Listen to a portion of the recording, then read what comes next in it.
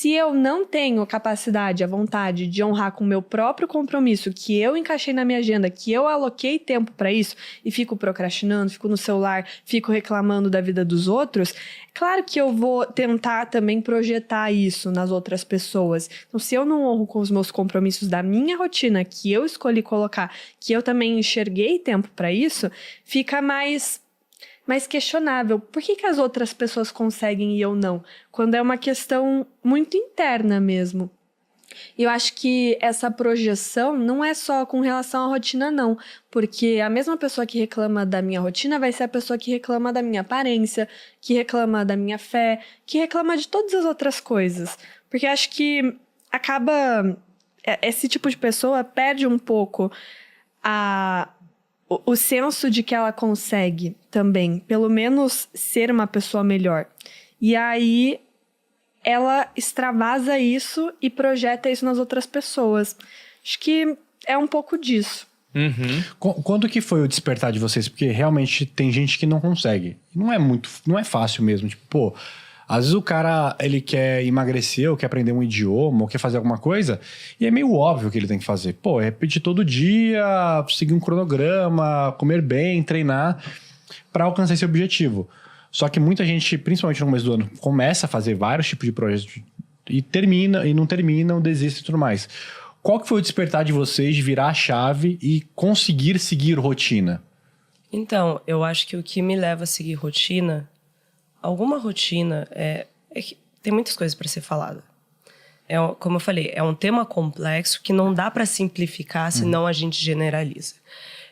Sobre o que você perguntou, quando as pessoas assistem algo, até esse podcast, não precisa nem ser nosso story, um filme, um comercial de televisão, ela tem um repertório mental, que é consequência das explicações que ela ouviu ao longo da vida, o tipo de coisa que ela teve contato, o ambiente que ela cresceu e tudo mais.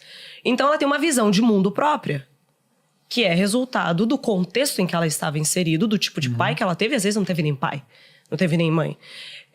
Então são pessoas, pensa, quem mora, por exemplo, aqui em São Paulo, que a gente tá brincando, ou no Rio, tem literalmente a pessoa passa por um clima de temperatura diferente.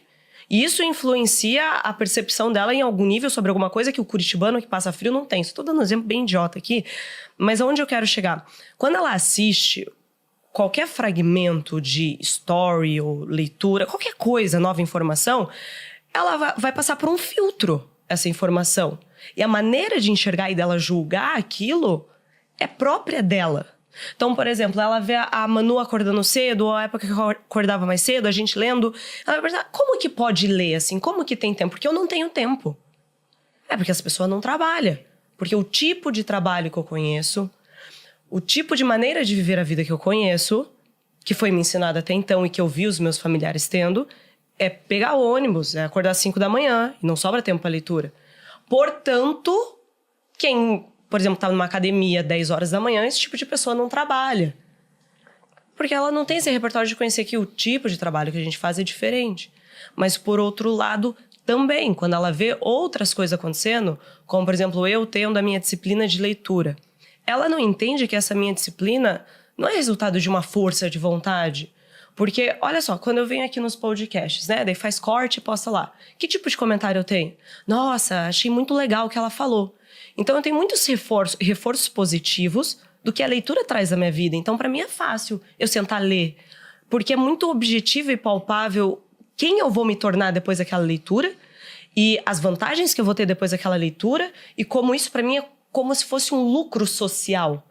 Porque o tempo todo eu tô gravando vídeo, cada vídeo que eu gravo, as coisas que eu falo quando não são tão óbvias, as pessoas ficam aplaudindo. Então, é um reforço positivo para eu ter aquele comportamento. Aí eu pego a pessoa que, por exemplo, o trabalho dela não tem relacionado a essa expressão das ideias dela. Na família dela, quando ela fala qualquer coisa a mais, dão risada, tira essa fala, ai, tá viajando. Ela não tem o mesmo reforço positivo que eu tenho para realizar aquela tarefa. Então, chega a ser uma maldade eu esperar que ela tenha disciplina e força de vontade para fazer igual eu tenho. Porque inúmeras vezes eu vi muitas pessoas fazendo coisas que eu me sentia muito mal de não conseguir performar naquilo da forma que eu gostaria. E eu me puni muito por isso. Mas no momento de vida que eu tô, eu consigo ser mais leve comigo mesma, Porque depois de muito estudo, depois de muito desenvolvimento, só daí eu fui capaz de entender que, calma, pensa que na hora de tomar uma decisão, a trilha mental, os pensamentos, as ideias, as explicações que passam na cabeça dessa pessoa que fazem ela tá animada, tá desanimada, tá empolgada, é completamente diferente da minha. Então, a crítica de onde ela nasce? Da ignorância da pessoa quanto a isso.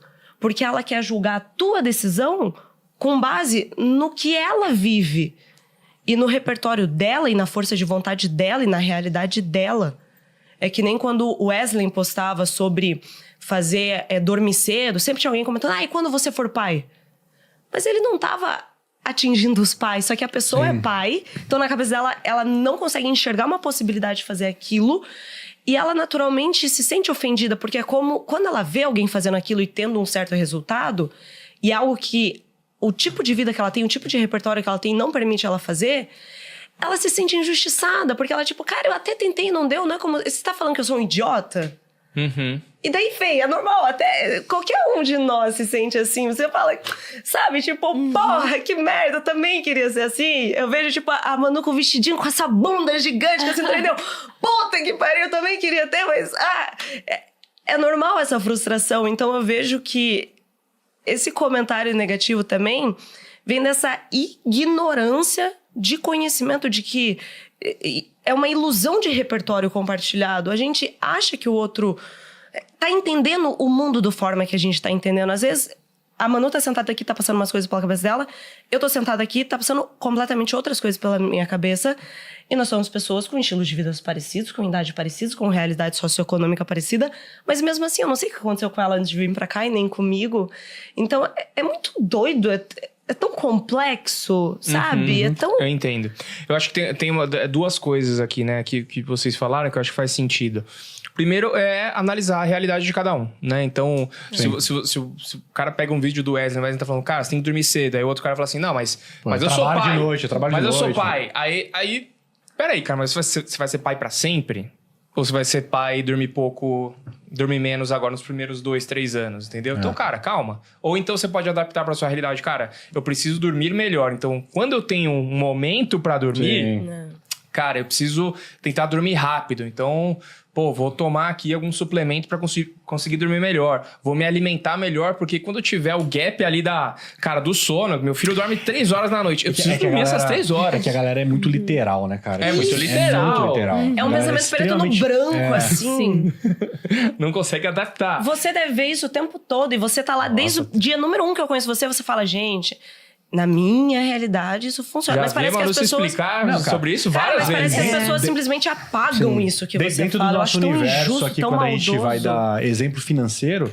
Gente, não dá pra dar um exemplo que vai agradar todo mundo. Se o Thiago pega um exemplo de R$1.000, ou 10 mil, ou 100 mil reais, tecnicamente o exemplo é o mesmo. Só que vai explicar isso pra audiência. Não, eu gosto quando quando você faz um exemplo de R$1.000, o cara que tem dinheiro fala assim, cara... Mas aí pra mim é pouco. Aí quando você faz exemplo de 10 mil, o cara que não tem pouco fala assim, cara, mas aí eu não consigo. Não, e quando a gente faz assim, e quando a gente vai fazer um orçamento, a gente fala assim, não, cara, pra você viver... Aí você fala assim, vamos supor aqui, um aluguel de 2.500. Aí o cara fala assim... Pronto. Aonde tem um apartamento por R$2.000? Na minha cidade é R$800. Aí o outro fala assim... Estando em São Paulo, esperando um aluguel de 2.500, também pecaram, né? Aqui é 8 mil onde eu moro. Aí você fala, não, cara, pega isso e adapta. Faz uma porcentagem pra sua realidade. Então, eu acho que é isso. É entender a realidade de cada um. Eu não posso me comparar na realidade do Thiago, por exemplo, que tá muito à minha frente. E eu não posso me comparar também à realidade de quem pega transporte público todo dia, porque eu já passei dessa fase. Eu consegui passar dessa arrebentação, mudei minha vida pra isso não acontecer nunca mais. E eu acho que o outro ponto é... que a gente fala pras pessoas... porque a galera fala assim, né? Você não fala sobre a realidade do brasileiro. Aí você fala assim, cara... Mas não mesmo, porque a gente tá querendo falar alguma coisa aqui para as pessoas abrirem os horizontes delas de ideias e talvez enxergarem coisas novas, novas possibilidades, né? Elas podem fazer novas coisas, ou ela pode entender que, olha, eu achei que eu não poderia fazer natação de manhã, mas agora eu posso. Né? Então, se a gente for falar só, olha, gente... a gente vai fazer um programa aqui sobre pegar ônibus e trabalhar das 8 às 8. Beleza. Porra, animal, nós vamos pegar todo mundo. Mas é que assim, a galera também... A gente tá fazendo uma coisa pro cara mudar. Pô, você tem a possibilidade de mudar, de ser melhor. Essa parada, tipo assim, não é a realidade do brasileiro. Nem a pessoa que fala essa frase vive a realidade do brasileiro.